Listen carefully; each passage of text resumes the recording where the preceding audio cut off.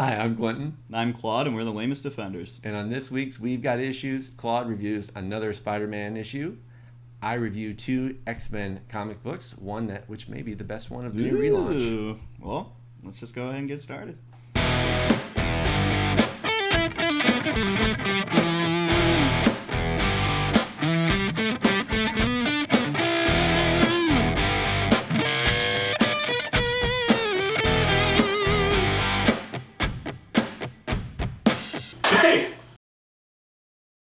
Welcome back. So this week I reviewed X-Force number 1.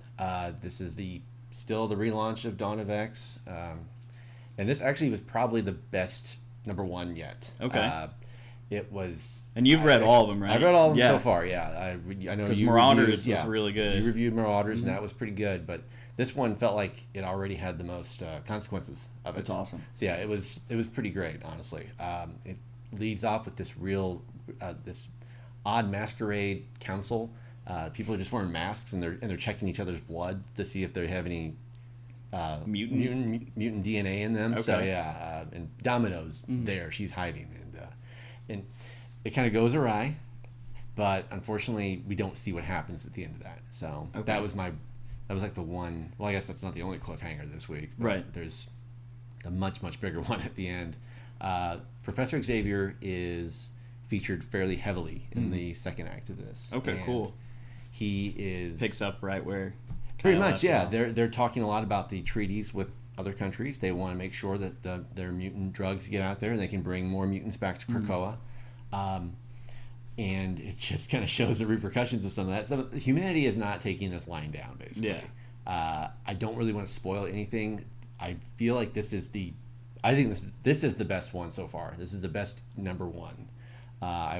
If you're going to read the main line X-Men, I would definitely read this as well. For sure. I would read these two because I feel like they're going to probably connect very well together. Probably save you some money too. Yeah, probably. There's like 6 of them. Yeah, I mean, so far, yeah, some of them you can definitely pass, but Marauders are fun. The Marauders is fun, rather, excuse me, but this one is definite. This one in X-Men for sure. It sounds like Marauders is more of like your ice cream after dinner, and this should just be, like part of your dinner. Well, they actually show up in this one. Okay. Like Kitty Pryde and the Marauders show up in this issue, so that was kind of cool. But yeah, it was very, very brief, but this is the series to get, I feel. Awesome. So, as Clinton said, and almost like every other week, I'm doing a Amazing Spider-Man, the main series review, and this one's Amazing Spider-Man 33. So it takes place right, obviously, after the events of Amazing Spider-Man 32. So I have to really dance around this one because there's some potentially huge spoilers that kind of just ruins the entire story if I go too much into it. But basically, so as Marvel's been hyping more and more, they're doing one-shots of the 2099 universe. Yeah. So they're doing individual comics for that. But with that, Miguel O'Hara, who's Spider-Man 2099, is in this current storyline with Amazing Spider-Man. And basically, his timeline's messing up, and he went back in time to find Peter Parker. We don't really know why he's trying to find Spider-Man, but... and Spider-Man has no idea Spider-Man 2099 is in the 616 universe right now. So one complaint I do have with that is it's not enough Spider-Man 2099 because really in Amazing Spider-Man 32 and this issue, he's really only in it in the very beginning, the first I think maybe 3 pages, and then it's all Spider-Man. But I wish they would get to the point where they're actually connecting and get to see their interactions. Sure. But it is a good tease based on that, and I am looking forward to it. And it looks like Peter Parker's world is about to collide with that, futuristic time traveling, and I'm pretty excited about it, But I'm a little bit skeptical because I don't want all the teasing and, I kind of like. Because Nick Spencer's known for that, where he just won't get to the point already and finish these stories. So I'm definitely ready to see them interact. So well, this is No Nut November.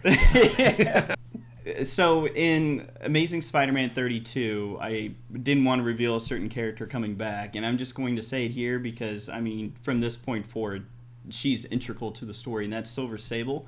Okay. And so let's just flashback all the way to Dan Slott's run with, it was called Ends of the Earth. And Okay. basically, Silver Sable at the end of that storyline dies. She gets killed by Rhino, and this big... What a way to go. I know.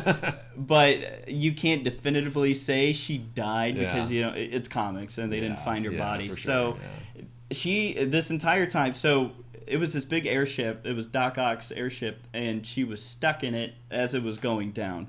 So, and it went down, I think, in an ocean or something. So she should be instantly killed. Anybody should be instantly killed.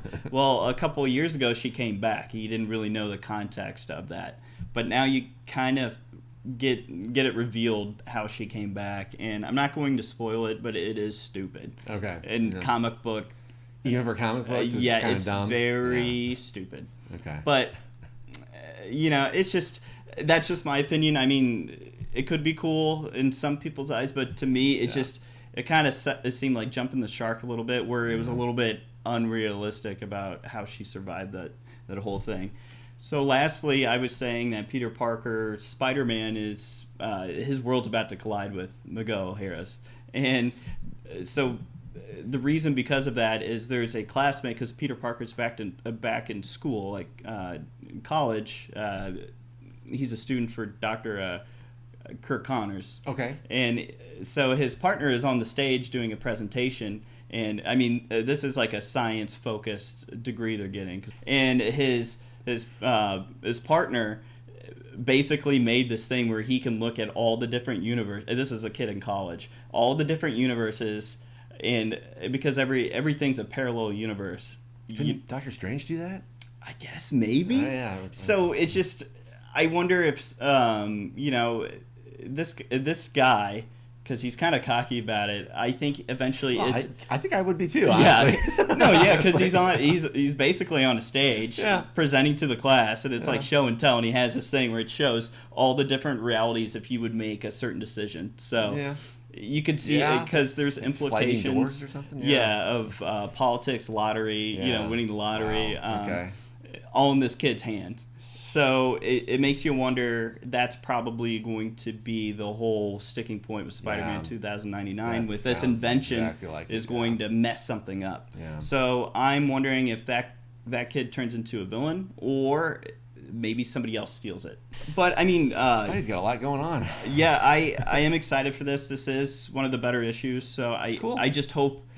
I mean, it's good right now, but, if there's any more of this vague storytelling, I would say give it 5 issues, and if it doesn't pick up after 5 issues. I know that's a Nick Spencer MO. So let's just hope, because he's a good storyteller. It's just he needs to pick it up a lot of times. He tends to draw things out a little too long. So yeah, I mean, honestly, this might be a good jumping on point for Spider-Man. Okay. Cool. Like if you haven't read any of the Amazing Spider-Mans, I would read issue 32 and 33, and then just go from there. Nice. Okay. So.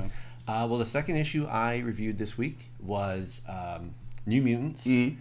I struggled with the title because it's kind of forgetful, honestly. Especially after X-Force #1 was great. It was, like I said, one of the better ones.